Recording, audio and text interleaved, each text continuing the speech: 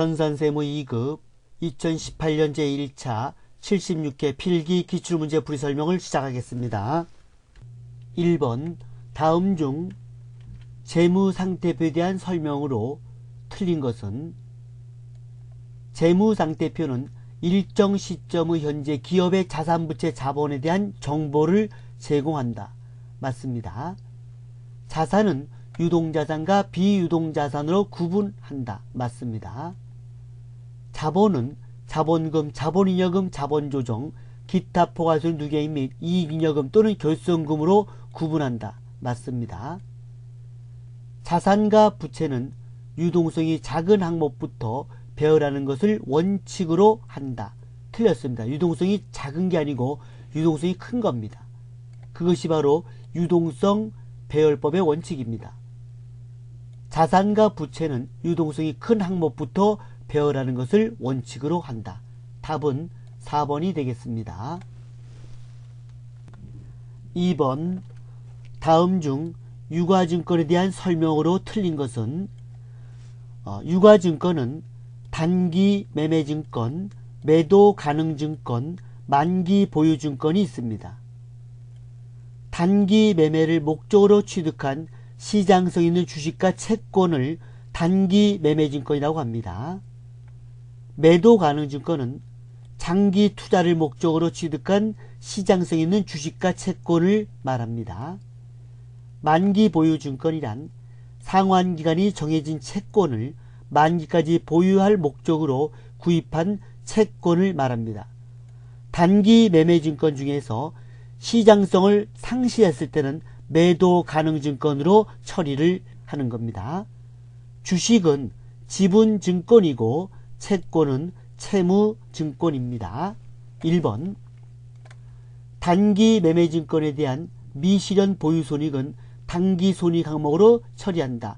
단기 매매증권 평가이익, 단기 매매증권 평가손실은 영업의 비용, 영업의 수익으로 처리합니다. 맞습니다.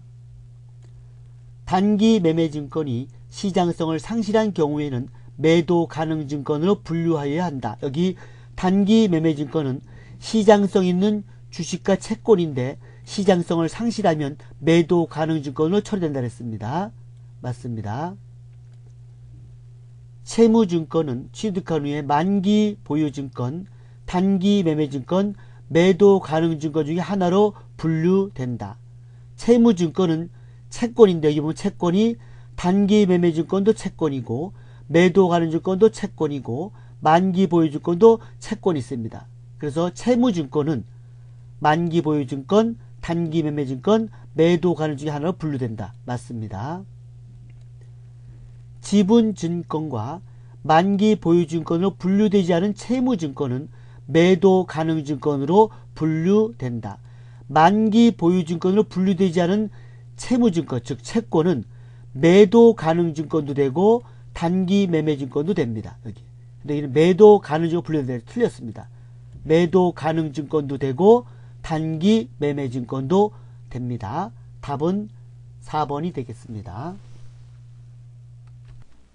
3번 다음 중 사채에 대한 설명으로 틀린 것은 사채는 주식회사에서 자금 조달을 위해서 발행하는 채권입니다. 그래서 사채는 이자율이 있습니다.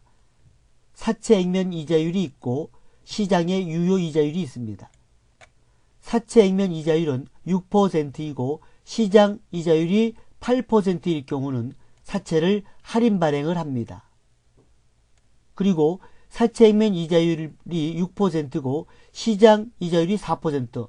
우리 회사 사채 액면 이자율이 높을 때는 사채를 할증 발행을 합니다. 그러나 거의 사채는 할인 발행을 많이 합니다. 예를 들어서 사채 액면 100만원을 90만원에 할인 발행하고 대금은 사채 발행 비용 5만원을 차감한 잔액이 보통 예금에 입금되다. 대변엔 사채를 액면 가액을 적습니다. 액면 금액 100만원. 그리고 90만원이 보통 예금되는 게 아니고 사채 발행 비용 5만원 차감하고 입금됐죠. 그래서 보통 예금은 85만원이 되고 사채 할인 발행 차금은 15만원이 됩니다.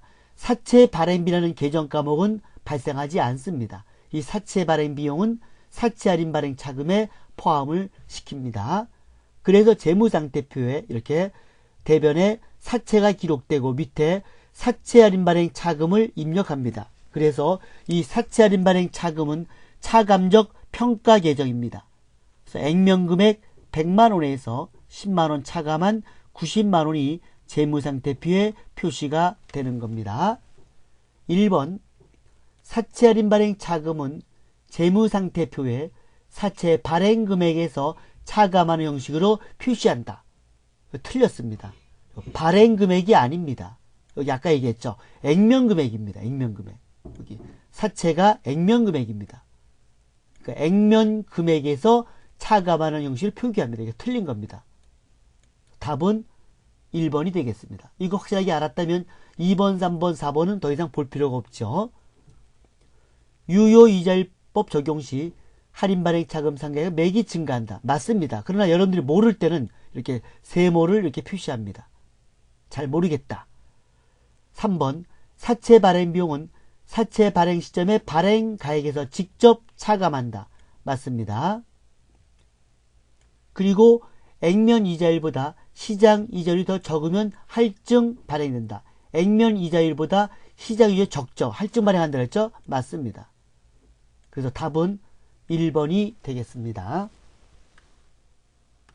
4번 다음의 회계 처리가 재무제표에 미치는 영향은 3월 2일 주주총회에서 주주에게 현금 배당금을 지급하기로 결의하고 같은 날에 격리부서에서 현금으로 지급하였다.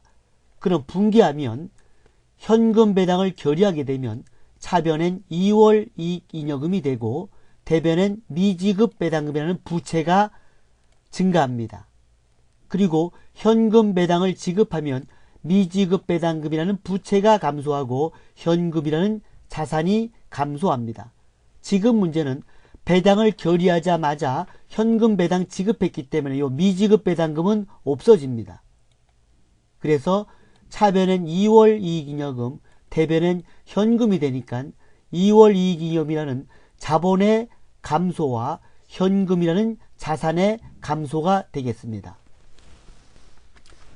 그래서 2번에 보면 현금이라는 자산의 감소, 부채는 해당이 안 되고 2월 이익잉여금이라는 자본의 감소입니다. 답은 2번이 되겠습니다. 이익 배당 결의와 동시에 현금 배당을 하면 현금이라는 자산의 감소, 그리고 이익잉여금이라는 자본이 감소가 되는 겁니다. 5번 다음 자료를 이용하여 영업의 이익, 즉 영업의 수익에서 영업의 비용을 구하시오. 영업의 수익과 영업의 비용을 알면 되겠습니다. 이것은 계정감호 및 조교등록 메뉴를 참고하면 되겠습니다. 임원급여, 판매비와 관리비 해당 안됩니다. 기부금, 영업의 비용입니다. 감가상각비, 판매비와 관리비이기 때문에 해당이 안됩니다. 광고선전비, 판매비와 관리비입니다. 외환차익, 영업의 수익입니다. 이자수익, 영업의 수익입니다. 받을 어음에 대한 대손상각비, 판매비와 관리비니까 해당이 안됩니다. 접대비, 판매비와 관리비이기 때문에 해당이 안됩니다. 유형자산, 처분손실, 영업의 비용입니다. 그래서 영업의 수익은 여기 외환차익과 이자수익 해서 150만원과 40만원이 영업의 수익이 되고, 영업의 비용은 여기 기부금하고 유형자산, 처분손실이 되겠습니다. 영업의 비용은 30만원과 20만원 해서 50만원입니다. 그래서 영업의 이익은 영업의 수익 190만원에서 50만원을 차감한 140만원이 되겠습니다. 실기 프로그램의 계정 감호 및 조교 등록 메뉴를 참고하면 영업의 비용과 판매 관리비를 구별할 수가 있습니다. 계정 과목의 분류는 계정 과목 및 적요 등록 메뉴를 클릭해서 여기 보면 판매 관리비, 영업의 수익, 영업의 비용이 있습니다. 영업의 비용을 외우면 영업의 비용을 뺀 나머지는 다 판매 관리비가 되는 겁니다. 영업의 비용은 이자 비용, 외환차손, 기부금, 기타의 대손상합비, 그리고 각종 손실을 말합니다. 6번 원가에 대한 설명 중 가장 옳지 않은 것은 원가를 조업도, 원가 행태에 따른 분류를 하게 되면 고정비와 변동비로 구별됩니다. 고정비는 생산량이 증가해도 총 비용이 일정한 것이고 변동비는 생산량이 증가하면 총 비용이 증가하는 것입니다. 예를 들어서 고정비는 총 비용이 이렇게 일정합니다. 생산량이 1개일 때도 100원, 10개일 때도 100원, 100개일 때도 100원이고 만약에 1000개를 만들었다. 1000개를 만들어도 100원입니다. 이것도 100원. 그래서 1개를 만들면 단가가 100원이 되고 10개를 만들면 10원이 되고 100개를 만들면 1원이 되고 1000개를 만들면 0.1원이 되는 겁니다. 그래서 고정비는 총 비용은 일정하고 고정비 단가는 감소합니다. 어디까지가 0에 가까이 갈 때까지요. 0에 갈 때까지 고정비 단가는 감소를 하는 겁니다. 변동비는 변동비 단가가 일정합니다. 변동비 단가가 일정합니다. 그래서 1개를 만들 때는 총비용이 100원이고 10개를 만들 때는 1000원이 되고 100개를 만들 때는 만원. 그래서 변동비 총비용은 점점점 증가를 하는 겁니다. 고정비의 종류는 지급임차료, 그리고 기본급, 감가상각비 등이고 변동비는 직접재료비, 시간당 알바, 실적에 따른 임금, 이것이 바로 변동비의 종류입니다. 1번 직접재료비는 조업도에 비례하여 총 원가가 증가한다. 직접재료비는 변동비입니다. 그래서 조업도가 증가하면 총 원가도 증가합니다. 맞습니다. 조업도가 무한히 증가할 때 단위당 고정비는 1에 가까워진다. 틀렸습니다. 아까 배웠지만 1개 만들 때 100원, 그러면 단가 100원, 10개 만들 때는 100원이면 10원, 100개 만들면 100원이면 1원, 1000개 만들 때 100원이면 0.1원. 그래서 조업도가 무한히 증가할 때 단위당 고정비는 0에 가까워집니다. 답은 2번이 되겠습니다. 관련 범위 내 변동비는 조업도의 증감에 불구하고 단위당 원가는 일정하다. 맞습니다. 제품 원가는 조업도가 증가하면 고정비 요소로 인하여 단위당 원가는 감소하나 단위당 변동비 이하로는 감소할 수가 없다. 맞습니다. 답은 2번입니다. 7번 다음 중 원가의 추적 가능성에 따른 분류로 가장 맞는 것은 추적 가능성은 직접비와 간접비입니다. 특정 제품의 소비가 되면 직접비이고 여러 제품의 공통으로 소비가 되면 간접비입니다. 그래서 추적 가능한 원가는 직접 원가, 추적이 가능하지 않은 원가는 간접 원가로 나뉩니다. 답은 1번입니다. 8번 주식회사 학동은 단계 배분법을 사용하여 원가 배분을 하고 있다. 아래의 자료를 이용하여 조립 부문에 배부될 보조 부문의 원가는 얼마인가? 단, 전력 부문을 먼저 배분할 것. 단계 배분법은 보조 부문을 제조 부문에 배부할 때 배부 순서를 정합니다. 여긴 지금 전력 부문을 먼저 배부하라 그랬습니다. 그래서 전력 부문을 먼저 배부하게 되면 전력 부문이 20만원입니다.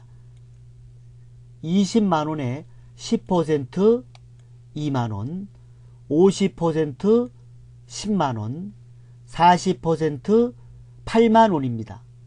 그리고 이 전력 부문은 이제 없어집니다. 그러면 관리 부문은 원래는 70만원인데 2만원이 와서 72만 원이 됐습니다. 요 72만 원을 여기 조립 부문과 절단 부문에 분배해야 되는데 30%, 60%입니다. 여기 10%는 필요가 없습니다. 이미 없어졌기 때문에. 그러면 72만 원 72만 원 곱하기 2개 더하면 90입니다. 90. 그러니까 90분의 30 하게 되면 98, 72, 83은 24만 원이 이렇게 옵니다. 그리고 절단 부분 60이죠. 90분의 60 하게 되면 86은 48만 원이 옵니다. 이렇게. 지금 문제는 뭐냐면 조립 부문에 배부될 보조 부문의 원가 물어봤습니다. 조립 부문에 배부될 원가. 여기 보면 조립 부문에 여기 10만 원이 왔고 24만 원이 왔습니다. 이 두 개를 더하면 되겠죠. 그러면 34만 원이 되겠습니다. 그래서 답은 2번 34만 원입니다. 9번 주식회사 강서는 정상 개별 원가 계산 제도를 적용하고 있다.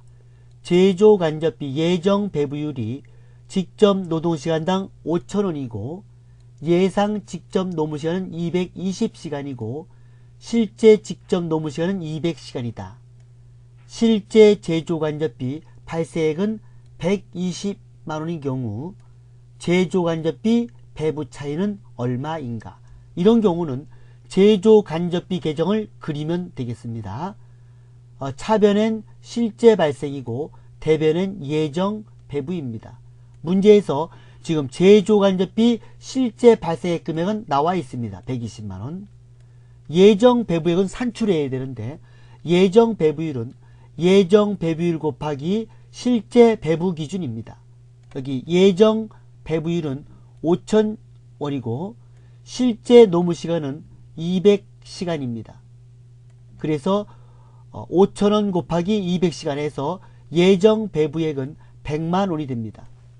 예정 배부액은 100만원이고 실제 발생액은 120만원이니까 20만원만큼 배부 차이가 과소 배부입니다. 과소. 실제보다 20만원 과소 배부됐다. 답은 3번 과소 배부가 되겠습니다.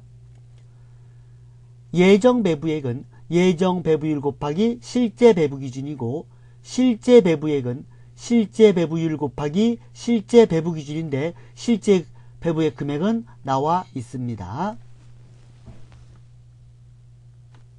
10번 다음은 공손 원가에 대한 설명이다. 틀린 것은 공손품이란 불합격품인 불량품을 말하는데 정상적 발생일 때는 제품 원가로 처리하고 비정상 발생일 때는 영업의 비용으로 처리합니다. 1번 비정상 공손은 비효율적인 작업 조건으로 발생한다. 맞습니다. 비정상 공손 원가는 회피 가능한 원인이며 영업의 비용으로 처리한다. 맞습니다. 정상 공손은 회피 불가능한 원인으로 효율적인 작업 조건에서도 발생한다. 어쩔 수 없이 발생하는 것은 정상 공손입니다. 맞습니다. 정상 공손 원가는 단기의 검사 시점을 통과한 양품에만 배부하며 영업의 비용으로 처리한다. 틀렸습니다. 정상 공손은 제품 원가로 처리하고 영업의 비용은 비정상 공손일 때 해당이 됩니다. 2번이 있죠. 비정상 공손은 영업의 비용 처리합니다. 정사는 원가로 처리합니다. 틀렸습니다. 답은 4번이 되겠습니다. 11번 다음 중 부가지세법상 재화 또는 용역의 공급으로 보지 않는 것은 조세를 물납하는 것은 재화의 공급으로 보지를 않습니다. 세금을 내는 거거든요. 세금을 내는 거기 때문에 재화의 공급으로 보지 않습니다.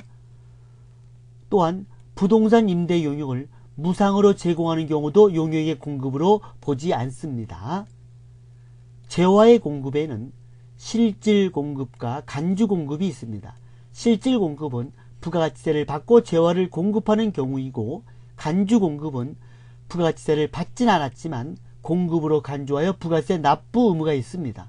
여기에는 개인적 공급, 자가 공급, 사업상 증여, 폐업시 잔존 재화입니다. 1번 법률에 따라 조세를 물납하는 경우, 이거는 재화의 공급으로 보지를 않습니다. 여기 문제가 재화 또는 용역의 공급으로 보지 않는 것, 이건 맞죠? 답은 1번이 되겠습니다. 조세 물납은 세금을 제품으로 납품하는 겁니다. 2번 사업자가 폐업할 때 당초 매입세액이 공제된 자기생산 취득재화 중 남아있는 재화는 간주공급으로서 재화의 공급으로 계상됩니다. 사업자가 당초 매입세액이 공제된 자기생산 취득재화를 사업과 관련 없는 개인적인 목적으로 사용했다. 역시 간주공급에 해당됩니다.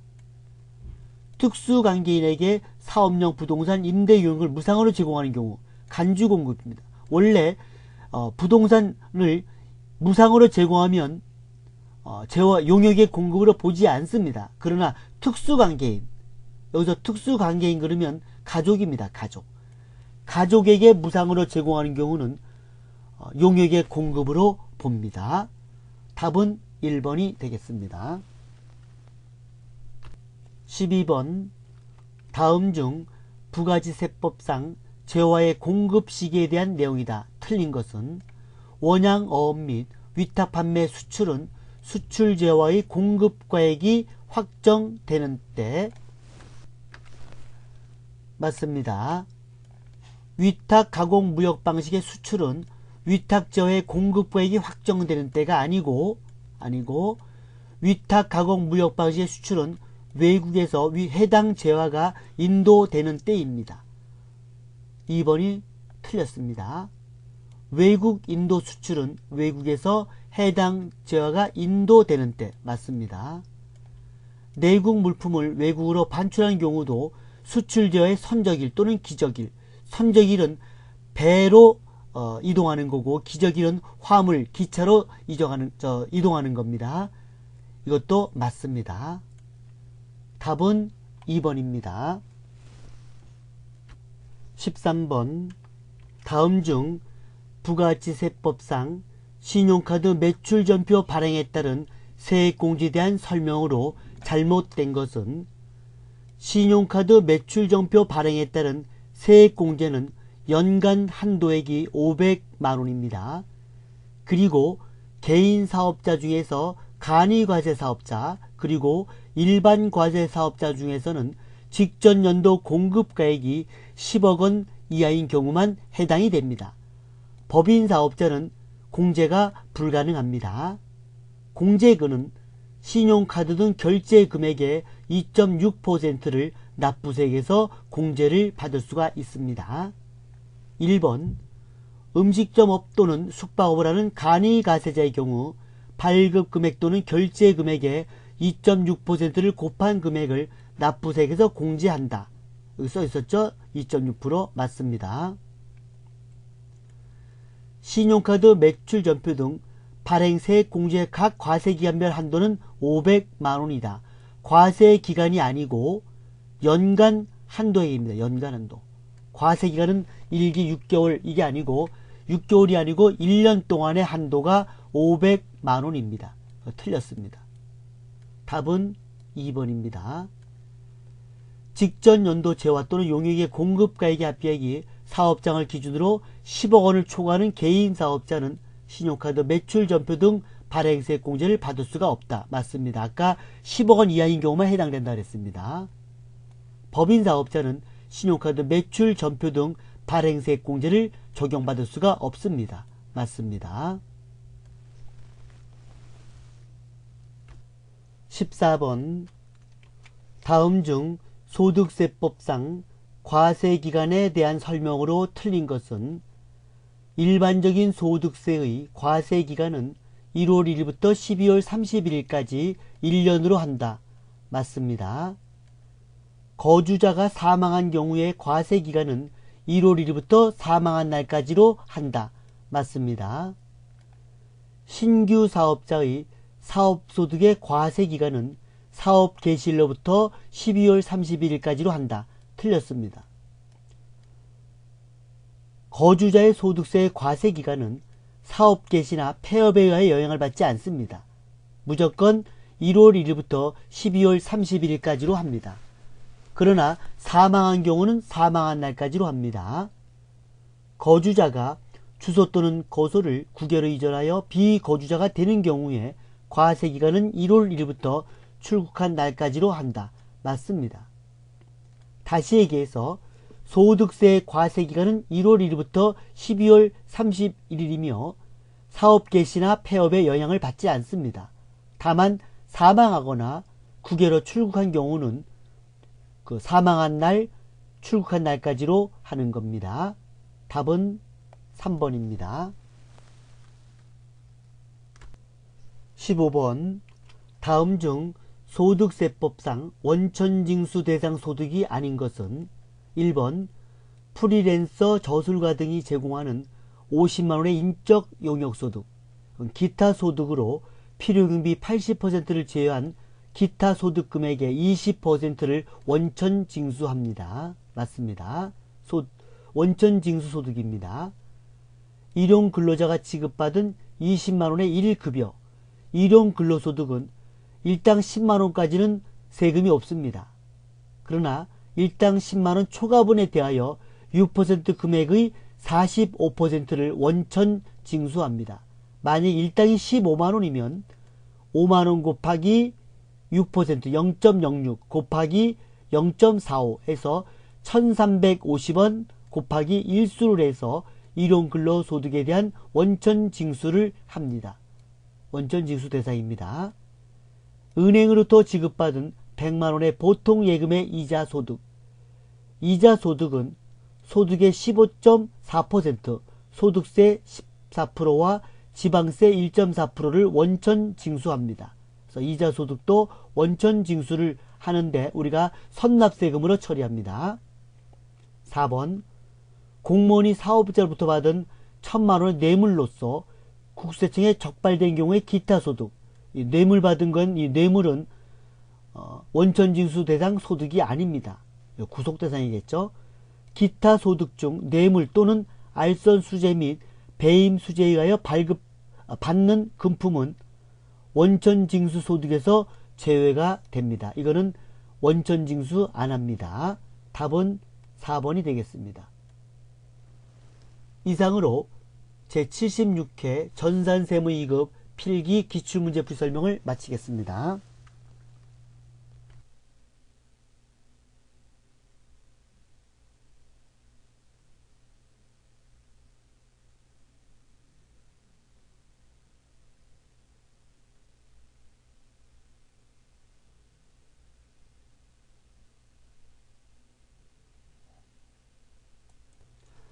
전산세무 2급 2018년 제1차 76회 필기 기출문제풀이 설명을 시작하겠습니다. 전산세무 2급 2018년 제1차 76회 필기 기출문제풀이 설명을 시작하겠습니다.